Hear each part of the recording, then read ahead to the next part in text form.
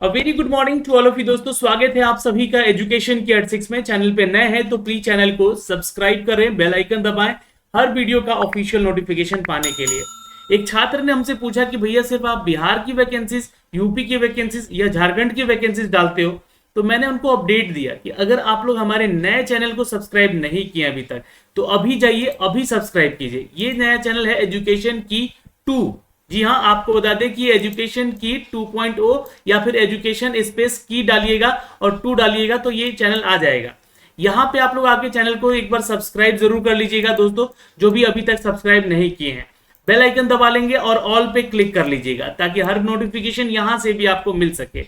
तो आपको जो अदर वैकेंसीज हैं यहाँ पे इस पोस्ट को लेकर या फिर अदर वैकेंसी जो बिहार के अलावा और भी कई वैकेंसीज आ रही है, जैसे कि एनसीएल अप्रेंटिस का वैकेंसी हमने डाला है, यहाँ पे बैंक नोट प्रेस का वैकेंसी डाला है, भारतीय कपास निगम लिमिटेड का वैकेंसी डाला है। बहुत सारी ऐसी वैकेंसीज जिसका अपडेट यहाँ पे हम आपको पहुंचाते हैं। जी हाँ, जिसके लिए कि आप छात्र इंतजार करते हैं। तो वैसी वैकेंसीज का अपडेट आपको इस चैनल पे मिलेगा। हर वो वीडियो अपडेट करके दिया जाता है रेगुलरली। आप इस चैनल को जाके अभी सब्सक्राइब कर लीजिएगा। लिंक हमने डिस्क्रिप्शन में भी दिया है और हमने पिंड भी कर लिया है कमेंट सेक्शन में, तो आपको ये काम जरूर कर लेना होगा। तो चलिए आज हम एक और नई वैकेंसी का अपडेट देने आए हैं। ये नई वैकेंसी है दोस्तों the Indian insurance corporate limited की तरफ से। तो क्या ये प्राइवेट वैकेंसी है? नहीं, सरकारी वैकेंसी है जिसके लिए कि आप छात्र इसको आवेदन कर सकते हैं। आवेदन करने की जो प्रोसेस है वो आज से शुरू हो चुके हैं। आप डिटेल एडवर्टीजमेंट के लिए यहाँ पे आके जो है इसका एडवर्टीजमेंट डाउनलोड कर सकते हैं। कुल 450 पदों की ये वैकेंसी है दोस्तों, जहां से आप छात्र इसको आवेदन कर सकते हैं। ये जनरलिस्ट और स्पेशलिस्ट दोनों तरह की वैकेंसी है, लेकिन स्केल 1 की वैकेंसी है और इसके लिए आप छात्र यहां से आवेदन भी कर सकते हैं और कर सकती हैं। नेक्स्ट पे क्लिक करिएगा। यहाँ पे तो रिक्रूटमेंट के बारे में अपडेट दिया गया, पोस्ट ऑफ फैकल्टी कितनी ये अपडेट की गई है, ये जानकारी आपको यहाँ से दी जाएगी। तो सब कुछ जानकारी मिलेगा ऑफिशियल। चलिए पहले इसके नोटिफिकेशन को पढ़ने और समझने का प्रयास करते हैं। तो दोस्तों ये जो है company the new India assurance company limited, जो कि वैकेंसीज अपडेट की है, public sector general insurance company है ये, और ये करीब 450 ऑफिसर्स की वैकेंसीज है, जर्नलिस्ट की वैकेंसीज है, स्पेशलिस्ट की वैकेंसी है, जो कि स्केल 1 के तहत यहाँ पे अपडेट की गई है। तो आपको बता दें कि ये जो वैकेंसी है दोस्तों, ये रिस्क इंजीनियर के लिए 36 वैकेंसी निकाली है, ऑटोमोबाइल इंजीनियर के लिए 96, लीगल के लिए यहाँ पे 70 और अकाउंट के लिए 30 और हेल्थ के लिए 75 और आईटी के लिए यहाँ पर दोस्तों 23 और जर्नलिस्ट के लिए टोटल 120 पदों की ये वैकेंसी अपडेट की गई है। आप यहाँ से भी चेक कर सकते हैं। मैं इसका जानकारी जो है आपको अप टू डेट कर दे रहा हूँ, यहाँ से आप लोग एक बार रीचेक कर लीजिएगा। ये देखिए, ये 450 पदों की टोटल वैकेंसी है दोस्तों, यहाँ से अपडेट की गई। कैटेगरी वाइज कौन कौन से लोग आवेदन कर सकते हैं यहाँ पे उसके बारे में जानकारी दी गई है। आप छात्र यहाँ पे आवेदन कर सकते हैं इन तिथियों से संबंधित अपडेट पे। 1 अगस्त से लेकर 21 अगस्त तक आप इसका फॉर्म भर सकते हैं। फेज 1 का जो इसका एग्जाम डेट है वो 9 सितंबर है और फेज 2 यानी कि जो मेंस पेपर होता है वो 8 अक्टूबर को है इसका एग्जाम। तो टेंटेटिवली यहाँ पर आपके एग्जाम डेट दे दिए गए हैं, तो आप छात्र इसके लिए आवेदन कर सकते हैं और कर सकती हैं।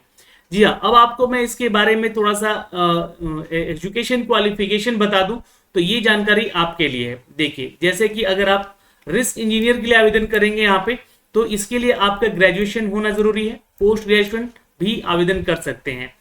आपका 60% ग्रेजुएशन में होना जरूरी है, लेकिन आप SC/ST से आते हैं या PH कैटेगरी से, PWD कैटेगरी से हैं तो 55% के साथ आवेदन कर सकते हैं। ये इंजीनियरिंग में ग्रेजुएशन चाहिए, इस बात का ध्यान रखिएगा। किसी भी डिसिप्लिन में आप इसको आवेदन कर सकते हैं अगर आपका इंजीनियरिंग है तो। ऑटोमोबाइल इंजीनियर्स की वैकेंसी है दोस्तों, चूंकि ये स्पेशलिस्ट वैकेंसी है। BTech वाले और ME/MTech वाले जो कि ऑटोमोबाइल इंजीनियरिंग में 60% के साथ अपना ग्रेजुएशन किए हैं तो आवेदन कर सकते हैं। 55% जो है SC/ST वालों के लिए अपडेट किया गया है।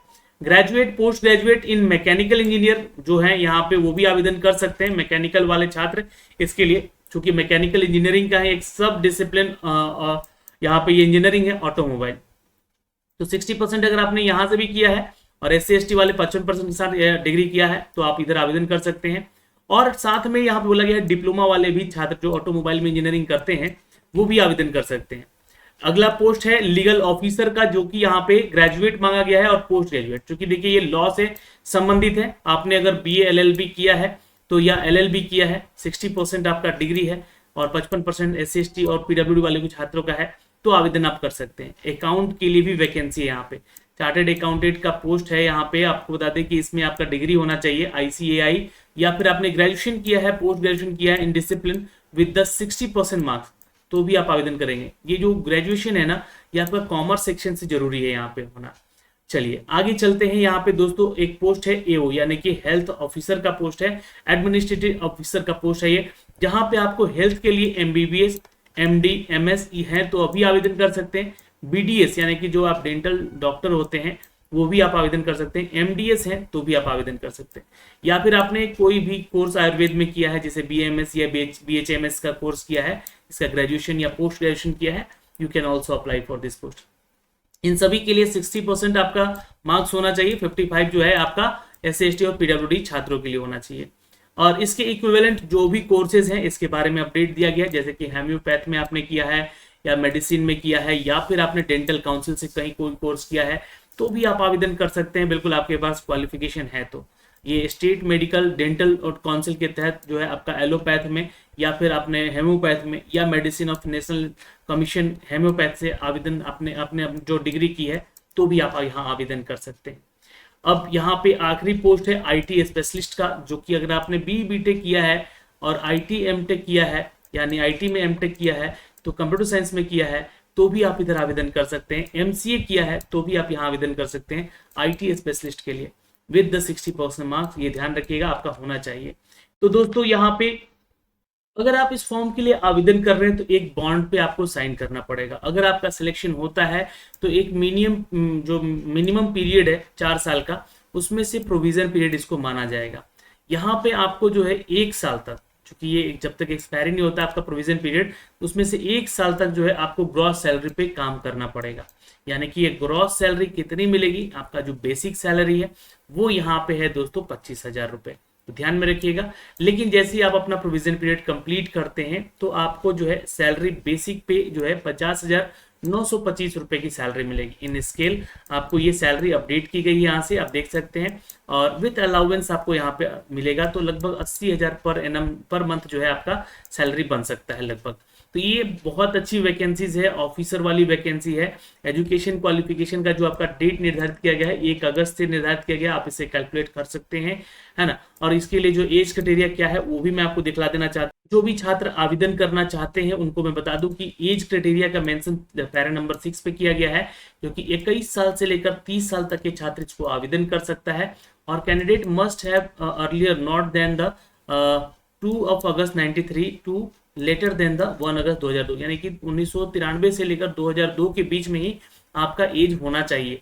अब इनमें छूट किसको मिलेगा, SC/ST वाले छात्र हैं तो 5 साल, अदर बैकवर्ड कास्ट हैं तो 3 साल, और पर्सनल डिजेबल कैटेगरी से आते हैं तो 10 साल तक छूट मिलेगा। बाकी अदर कैटेगरीज को भी लेकर अपडेट किया गया है। तो यहाँ से ये जानकारी मिल गई है आपको, यहाँ से देख सकते हैं।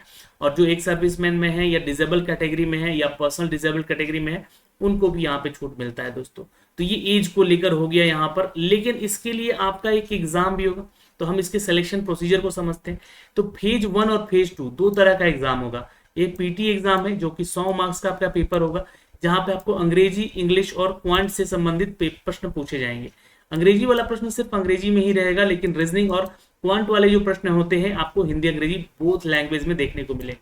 100 क्वेश्चन होंगे और ये 20-20 मिनट का टाइम स्लॉट पे आपको ये एग्जाम लिया जाएगा। यानी कि यहाँ पर जो है सिनारियो कट ऑफ का भी है, तो कट ऑफ पार करना पड़ेगा अलग अलग सिनारियो को।